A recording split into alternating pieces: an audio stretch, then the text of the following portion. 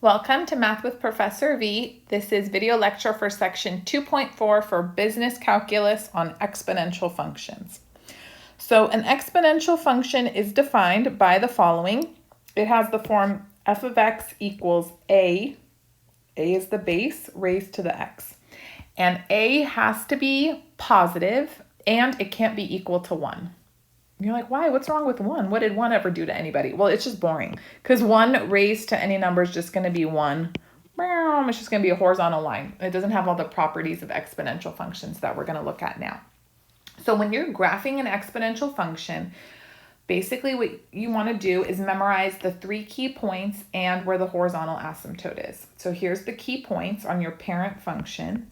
Every exponential function goes through 0, 1. That should make sense because if you plug in 0 for x, a to the 0 is just going to be 1. Then they also go through 1, a, -1, 1 over a. And exponential functions have horizontal asymptote at y equals 0.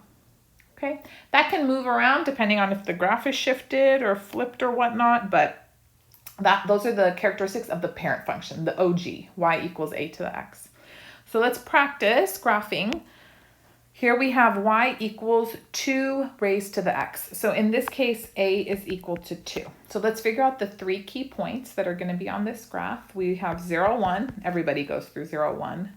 1, 2. Very good. And then -1, 1/2. Excellent. Then we also have horizontal asymptote, y equals 0. So if you want to remind yourself, add a little extra dashed lines to the left and right of the x-axis. And then let's start labeling. I'm going to scale by half. So this is 1, 2, 3. I'll do the same thing here. 1, 2, 3, 4, -1. Okay? So let's see. We've got 0, 1, 1, 2, -1, 1/2. We didn't have to do more, but I'm so tempted. It goes through 2, 4. How do I know that? You can just substitute in other values for x. So if I plug in 2 for x, y is 2 squared, that's 4. You know, if you want more points, you live your life. But 3 is a good minimum number to start with. Okay. You know, I got a little too close. That was really reckless.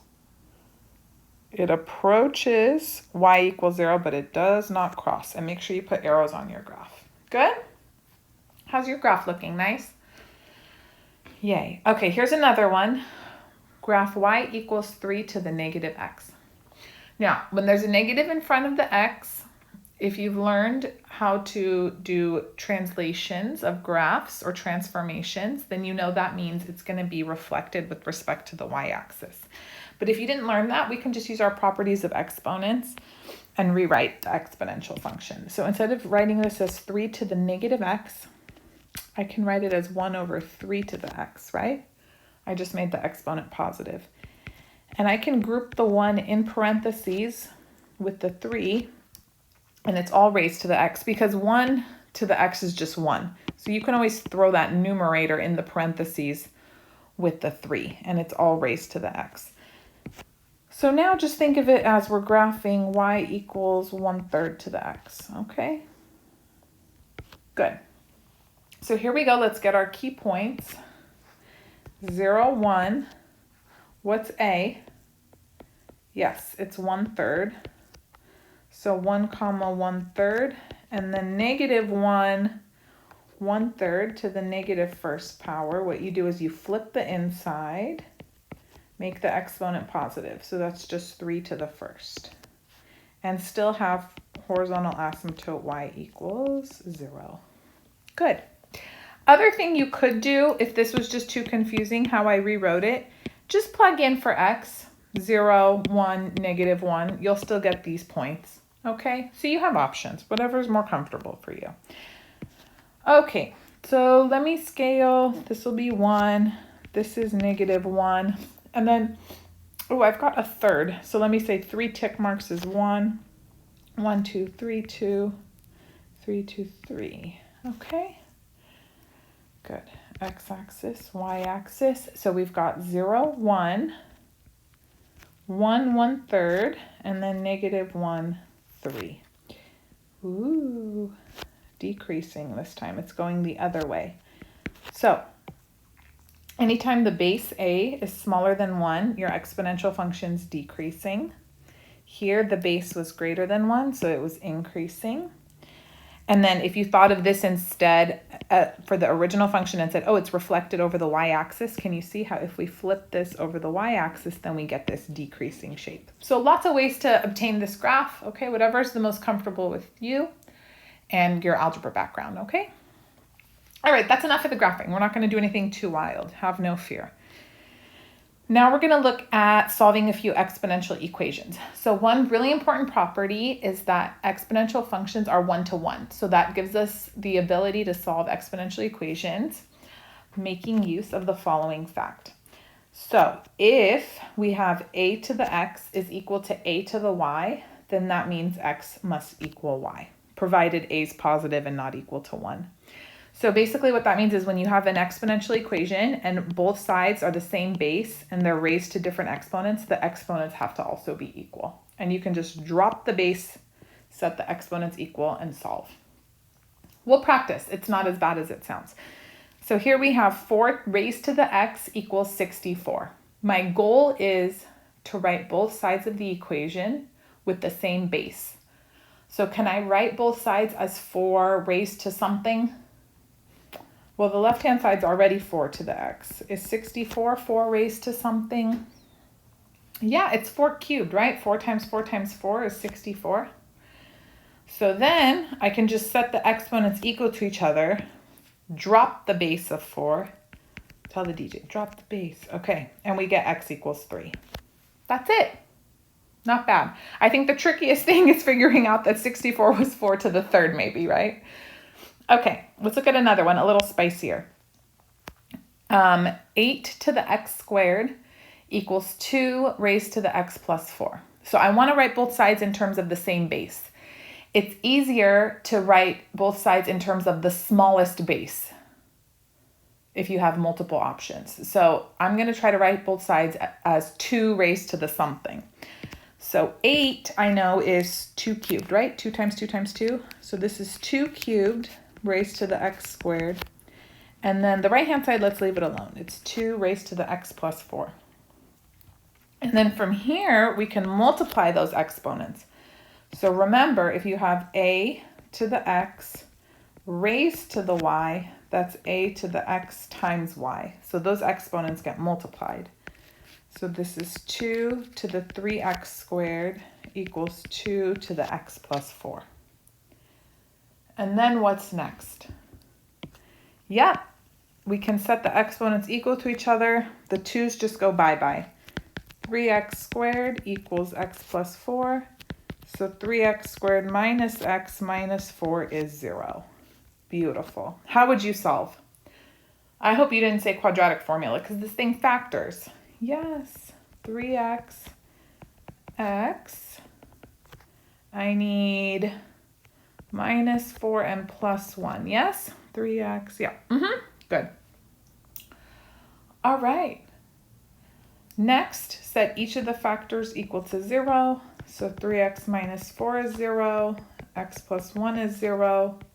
So x equals 4/3 or -1. Boom. Very good. Okay. Next and last one. 4 raised to the x squared plus 5x plus 6 equals 1. Can I write both sides in terms of the same base? Ooh, kind of funky. Okay. How can 4 raised to the something be 1? The only way that's possible is if the something is 0, right? 4 raised to the 0 is 1. So what that tells me is this whole exponent has to be 0. I guess what you could do, if you want to do it the same way we were writing the other ones, 4 to the x squared plus 5x plus 6 equals 4 to the 0, right? 1 is 4 to the 0. So then x squared plus 5x plus 6 is 0. That factors 2. Oh my goodness. X plus 2. X plus 3. So then x is -2 and -3. Good? Okay, that one was sneaky. I know you probably weren't thinking about zeros like that, but it happens. All right, so exponential functions are very important in terms of a business calculus course because we're going to look at applications with finance, in particular interest. Okay, so we're going to look at compound interest, but first let's define simple interest. So simple interest is given by the product of the principal, the amount that's invested, the rate, interest rate R, and time t. So I equals P times R times t. That's simple interest. Now, compound interest is given by the formula A equals P times 1 plus R over M raised to the M times T. The formula looks worse than it is. It's actually quite lovely. So A is the compound amount. That's the final amount, your total balance. P is the principal. R is the yearly or annual interest rate, and it needs to be as a decimal, not a percent. And then M is the number of times the interest is compounded per year, and T is the number of years. So what's different with simple interest and compound interest is that compound interest will take the amount that you invested and then figure out how much interest is earned, not at the end of the year, but periodically along the year, and it will deposit that little bit into the account, and then you'll start earning interest on that interest. So compound interest, yay, we love it if you're investing, not if it's being counted against you.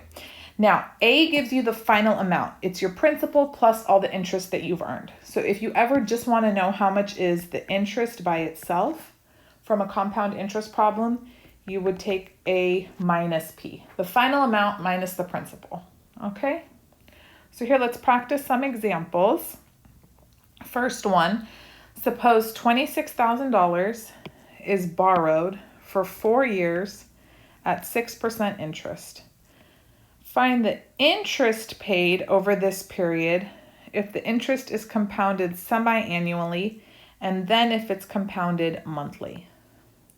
Okay, so let's make a list of all the variables that are in the formula. We have A, P, R, M, and T, okay? So $26,000 is borrowed. That's the principal, $26,000. For 4 years, so T is 4, and then the interest rate is 6%. But when we put R in the formula, in the equation, it has to be a decimal. So that's 0.06 if you change 6% to a decimal. The problem is asking for find the interest paid. So what we're going to have to do is find A and then subtract the principal after. So that's a lot. We're just going to focus on finding A for now, okay? And we're going to do this twice because one time they want us to compute if we're compounding interest semi-annually, which means M is 2. And then again, if it's compounded monthly, which would mean M is 12. It's the number of times in a year the interest gets compounded. So let's do semi-annually first. We're going to find A first, and then I'll do A minus P to get the interest. Okay, find the interest. Boom. So A is 26,000 times 1 plus R is 0.06 divided by 2 raised to the M times T, 2 times 4. So you could put this all in your calculator in one shot. If you need some practice, then you can just Google. I would start with the inside, work my way out. So 1 plus 0.06 divided by 2, that's just 1.03. Then follow your order of operations. You're going to raise that to the 8th and then multiply by 26,000 last. And you should get $32,936, and let's just round to the nearest cent, and 2 cents. So the interest, that was the final amount, is $32,936 and 2 cents minus the original principal, 26,000, and the interest earned was $6,936 and 2 cents. That's fabulous, right? In 4 years? Great. Okay, now we're going to do it again if the interest is compounded monthly. So we need the final amount first, 26,000 times 1 plus 0.06 divided by 12 this time, raised to the 12 times 4. And this comes out to 0.06 divided by 12, raised to the 12 times 4, 48. And then I'm going to multiply by 26,000, and you should get $33,032.72. So then the interest is going to be that amount, 33,032.72 minus 26,000, which gives us $7,032.72. All right. Okay. There was a lot going on with that one. Just if you need more interest problem examples, I have a few coming, but then if you just need practice with compound interest, I'll link another video for you. Okay. Isabella puts $10,500 into an account to save money to buy a car in 12 years. Bless her heart. She's planning for 12 years down the road. She's going to need a car. She expects the car of her dreams to cost $35,000 by then. Find the interest rate that is necessary if the interest is compounded quarterly. Okay, Isabella, I hope this works out for you. A, P, make the list. It'll help you. R, M, T. So she puts 10,500. That's the principal, right? Into an account to buy a car in 12 years. So T is 12. And she expects it to cost $35,000. So that's the final amount that she needs in 12 years. Find the interest rate necessary if the interest is compounded quarterly. So quarterly means interest is compounded 4 times a year. Isabella, I hope your dreams can come true. Let's see. So 35,000 is A equals P times 1 plus R, we're solving for R, divided by M raised to the M times T, 4 times 12. So how do we solve this equation? You got to be careful. First thing, divide by 10,500 on both sides. And 35,000 divided by 10,500 actually simplifies to 10 over 3. So then, this is gone now. And then we have 1 plus R divided by 4 raised to the 48th power, 4 times 12. So how do you get rid of this exponent? You need to take the 48th root of both sides. But basically that's the same as raising both sides to the 1 over 48. Raise this to the 1 over 48. Because remember, you're going to multiply these exponents, which will cancel and just give you 1. So 1 plus R over 4 equals 10/3 to the 1 over 48. If you want to put it in your calculator, it's going to be nasty. So I usually just leave it in there. I don't write it out until I write my final answer. But right now it's looking like 1.025, and then it's 39999, whatever, ... okay, equals 1 plus R over 4. Next thing, I would subtract 1 from both sides, and just don't clear the calculator so you don't have rounding error. You know what I'm saying? This cancels. Right now it's looking like 0.025399, blah, blah, blah, equals R divided by 4. And then to get R by itself, multiply both sides by 4. And finally, we get R equals 0.10159944. So as a percent, move this over 2 spots. It would be 10 let's round to 2 decimal places, 16%. Okay? So Isabella needs to find some account that's going to pay 10.16% interest, compounds it quarterly in order for her to have enough for her car. Good luck, Isabella. If you find somewhere, please let me know. I don't want to dash your hopes and dreams, but it's not looking good. Okay. Last idea is the number E. E is called Euler's constant, named after a mathematician. If you want to read about it, feel free, but we don't need to get too much into math history. Now, where it comes from basically is we saw this little expression in our compound interest formula. And as m becomes larger and larger, the quantity 1 plus 1 over m to the m approaches E, Euler's constant. It's an irrational number, so it goes on forever, no repeating pattern, and it's about 2.71. If you remember that, that's perfect. Here it's the first few decimals. It's like pi, right? It goes on forever. So this constant comes up in continuous compound interest problems. We noticed earlier, I do want to remind you, when we were looking at this problem here, the interest earned compounding semi-annually, only twice a year, is less than when we're compounding monthly. So the more often you compound interest, the more you earn. That makes sense, right? Well, if we let m go to infinity, right, then we have continuous compound interest. And that's why we use a different formula now than the compound interest formula.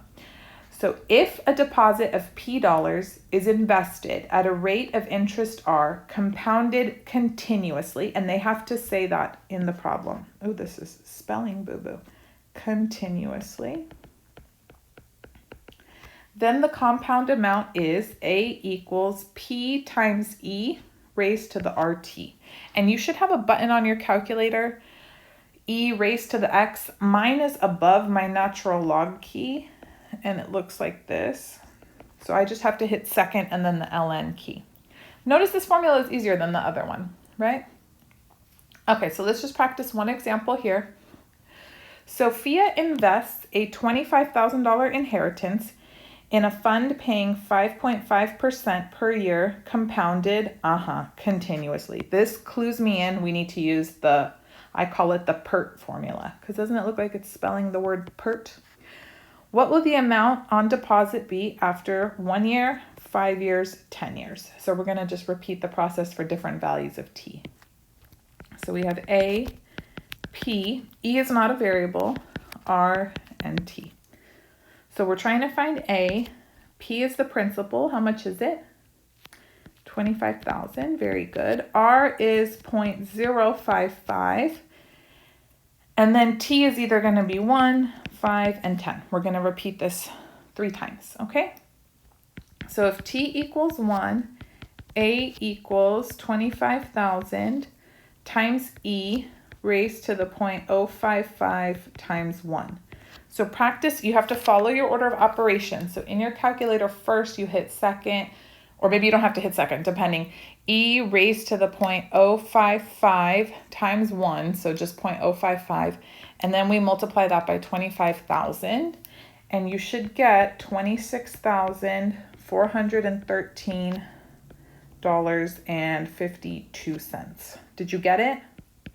Are you having calculator struggles? I hope not. Okay, next one. A equals 25,000. E raised to the 0.055 times 5. So 25,000 times E raised to the 0.055 times 5.